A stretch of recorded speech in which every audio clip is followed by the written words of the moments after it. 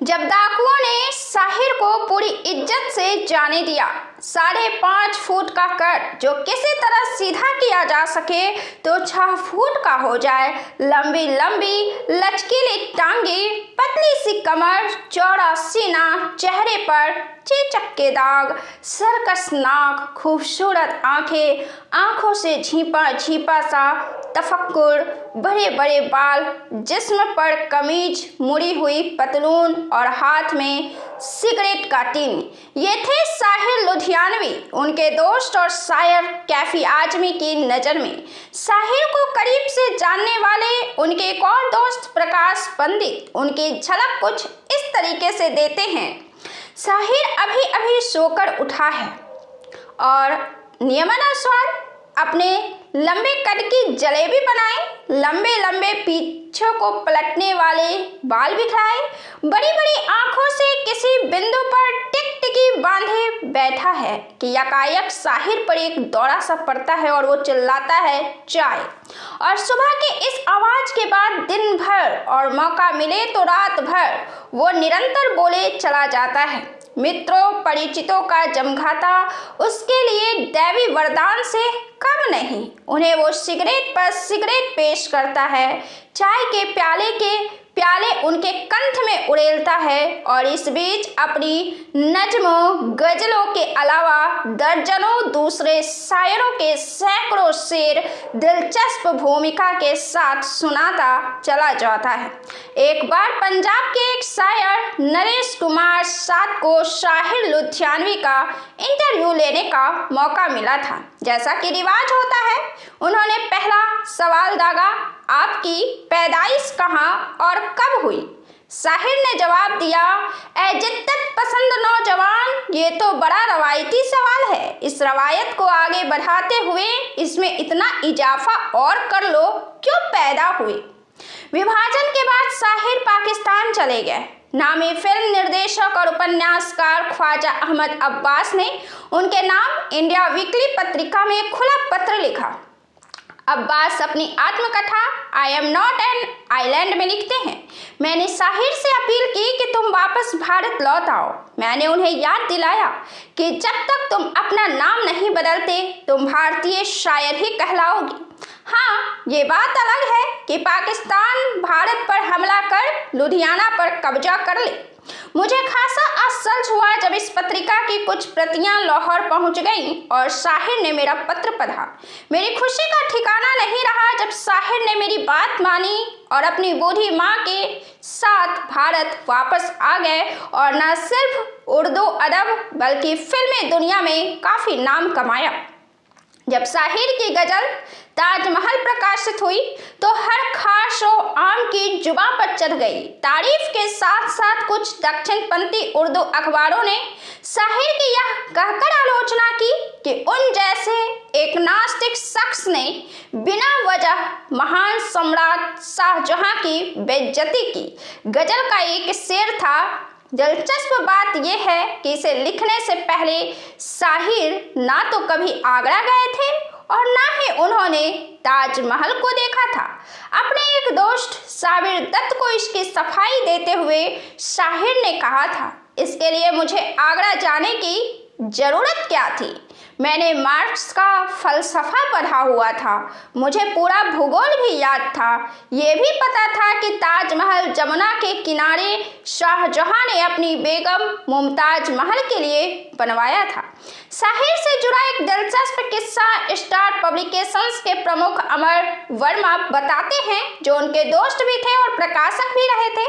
वे बताते हैं, मेरी उनसे पहली मुलाकात 1957 में दिल्ली में हुई थी। मैंने स्टार पॉकेट बुक्स में 1 रुपये कीमत में एक सीरीज शुरू की थी। मैं चाहता था कि उसकी पहली किताब साहिर साहब की हो। मैंने कहा कि मैं आपकी किताब छापने की इजाज़त चाहता हूँ। वो बोले, मेरी तलखियाँ करीब करीब दिल्ली के हर प्रकाशक ने छाप दी है, बिना मेरी इजाज़त लिए हुए आप भी छाप दीजिए। जब मैंने जोर दिया तो उन्होंने कहा कि आप मेरी फिल्मी गीतों का मजमुआ छाप दीजिए, गाथा जाए बंजारा के नाम से। न भूलने वाली बात यह है कि कुछ वक्त बाद मैंने उन्हें बहुत झिझकते हुए रॉयल्टी का 62 रुपया पैसे का चेक भेजा। तय हुआ था कि मैं उनकी किताब की 1000 प्रतियां छापूंगा और 6.25% की रॉयल्टी दूंगा। साहिर को इतनी छोटी रकम भेजते हुए मैं डर रहा था कि पता नहीं वो क्या सोचेंगे। साहिर का मेरे पास जवाब आया, आप इसे मामूली रकम मानते हैं? जिंदगी में पहली बार किसी ने मुझे रॉयल्टी दी है। इस चेक को तो मैं जिंदगी भर भूल नहीं पाऊंगा। इतने बड़े शायर होने के बावजूद जरा सी बात पर उकता जाना, घबरा जाना या शर्मा जाना शाहिर का स्वभाव था। उन पर किताब लिखने वाले अक्षय मनवानी बताते हैं कि एक जमाने में छात्र नेता रहे शाहिर लुधियानवी बड़ी जमघट को देखकर कभी उत्साहित नहीं होते थे। माइक्रोफोन के नजदीक जाते ही उनकी जुबान जैसे सिल जाती थी। सुनने वाले का एक वर्ग फरमाइश करता था कि वो ताजमहल सुनाए तो दूसरी तरफ से फनकार सुनाने की आवाज आती थी। दोनों फरमाइशों के बीच वो अक्सर भूल जाते थे कि उन्होंने वहां सुनाने के लिए कौन सी नज़्म चुनी है। ये और निर्णय की स्थिति इस हद तक पहुंचती थी कि शाहिर की समझ में नहीं आता था कि मुशायरे के वक्त वो कौन से कपड़े पहने, यहाँ तक कि किस कमीज पर वो कौन से पतलून पहने। इसके लिए उन्हें अपने दोस्तों की मदद लेनी पड़ती थी। उनके दोस्त प्रकाश पंडित कहते हैं, उनके दोस्त तय करते थे कि वो नाश्ते में पराठे आमलेट खाएं या टोस्ट मक्खन। शाहिर की इन्हीं आदतों के कारण कभी कभी हम दोनों में ठन भी जाती थी। जब वो लिबास के बारे में मेरी राय लेता तो मैं बड़ी गंभीरता से कपड़े छांट कर उसे अच्छा खासा कार्टून बना देता और नाश्ता तो मैंने उसे कई बार आइसक्रीम तक का करवाया। लेकिन धीरे धीरे मुझे लगने लगा कि वो मजाक नहीं, दया का पात्र है।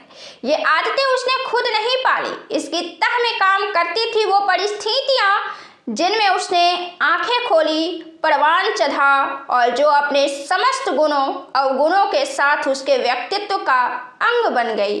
बम्बई के उनके शुरू के दिनों में जब उन्हें कोई काम नहीं मिला तो उनके दोस्त मोहन सहगल ने उन्हें बताया कि मशहूर संगीतकार एस.डी. बर्मन एक गीतकार की तलाश में है। उस समय बर्मन ने खार में ग्रीन होटल में एक कमरा ले रखा था। उसके बाहर प्लीज डू नॉट डिस्टर्ब का साइन लगा हुआ था। इसके बावजूद शाहिर सीधे बर्मन के कमरे में घुस गए और अपना परिचय कराया। एस.डी. बर्मन चूंकि बंगाली थे इसलिए उर्दू साहित्य में शाहिर के कद के बारे में कोई जानकारी नहीं थी। इसके बावजूद उन्होंने शाहिर को एक धुन दी, फिल्म की सिचुएशन समझाई और एक गीत लिखने के लिए दिया। शाहिर ने बर्मन से वो धुन एक बार फिर से सुनाने के लिए कहा। जैसे ही बर्मन ने उसे हारमोनियम पर बजाना शुरू किया, शाहिर ने लिखा, ठंडी हवाएं लहरा के आए, रुत है जमा तुम हो यहाँ कैसे भुलाएं। लता मंगेशकर के गाए इस गीत ने बर्मन शाहिर जोड़ी की नींव रखी जो कई सालों तक चली। गुरुदत्त की फिल्म प्यासा के गीत और संगीत दोनों ने उस समय पूरे भारत में खलबली मचा दी। भारतीय फिल्म इतिहास का सबसे काव्यात्मक क्षण तब आया जब गुरुदत्त ने शाहिर की नज्म गुनगुनाई, ये दुनिया अगर मिल भी जाए तो क्या है। फिल्म इंडस्ट्री में हमेशा से ही संगीतकारों को गीतकारों की तुलना में ज़्यादा अहमियत मिलती आई है। बर्मन और शाहिर दोनों का मानना था कि प्यासा की सफलता के वो हकदार हैं। शाहिर का जोर शोर से ये कहना एस.डी. बर्मन को पसंद नहीं आया और उन्होंने शाहिर के साथ दोबारा काम करने से इनकार कर दिया। शाहिर का नाम कई महिलाओं के साथ जुड़ा लेकिन उन्होंने ताउम्र शादी नहीं की। उनकी सबसे नज़दीकी दोस्त थी अमृता प्रीतम। वो अपनी आत्मकथा रसीदी टिकट में लिखती हैं, वो चुपचाप मेरे कमरे में सिगरेट पिया करता, आधी पीने के बाद सिगरेट बुझा देता और नई सिगरेट सुलगा लेता। जब वो जाता तो कमरे में उसकी पी हुई सिगरेटों की महक बची रहती। मैं उन सिगरेट के बंटों को संभाल कर रखती और अकेले में उन बंटों को दोबारा सुलगाती। जब मैं उन्हें अपनी उंगलियों में पकड़ती तो मुझे लगता कि मैं साहिर के हाथों को छू रही हूँ। इस तरह मुझे सिगरेट पीने की लत लग गई। पार्श्व गायिका सुधा मल्होत्रा का नाम भी शाहिर के साथ जोड़ा गया, लेकिन कुछ लोगों का मानना है कि ये शाहिर का एक तरफा प्यार था। अक्षय मनवानी कहते हैं, सुधा ने मुझे बताया, शायद शाहिर को मेरी आवाज़ अच्छी लगती थी। वो मुझसे मोहित जरूर थे। उन्होंने मुझे गाने के लिए लगातार अच्छे गाने दिए। रोज़ सुबह मेरे पास उनका फ़ोन आता था। मेरे चाचा मुझे चिढ़ाया करते थे, तेरे मॉर्निंग अलार्म का फ़ोन आ गया। लेकिन ये गलत है कि मेरा उनसे कोई रोमांस चल रहा था। वे मुझसे उम्र में कहीं बड़े थे। लेकिन कहा यह जाता था कि फिल्म गुमराह में शाहिर का लिखा महेंद्र कपूर का गाया गाना चलो एक बार फिर से अजनबी बन जाएं वास्तव में सुधा मल्होत्रा के लिए लिखा गया था।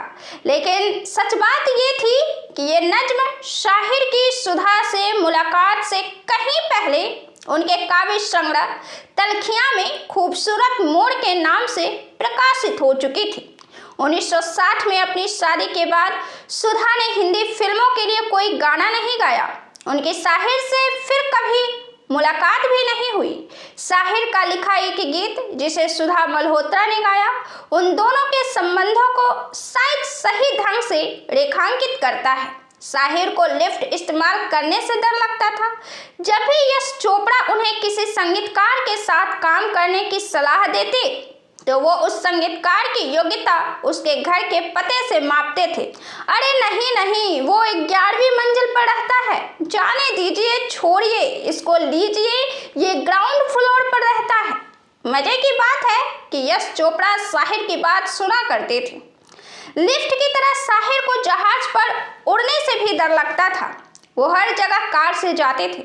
उनके पीछे एक और कार चला करती थी, कहीं जिस कार में वो सफ़र कर रहे हैं वो खराब ना हो जाए। एक बार वो कार से लुधियाना जा रहे थे। मशहूर उपन्यासकार क्रिस चंद्र भी उनके साथ थे। शिवपुरी के पास डाकू मानसी ने उनकी कार रोककर उसमें सवार सभी लोगों को बंधक बना लिया। जब शाहिर ने उन्हें बताया कि उन्होंने ही डाकुओं के जीवन पर बनी फिल्म मुझे जीने दो के गाने लिखे थे तो उन्होंने उन्हें इज्जत से जाने दिया।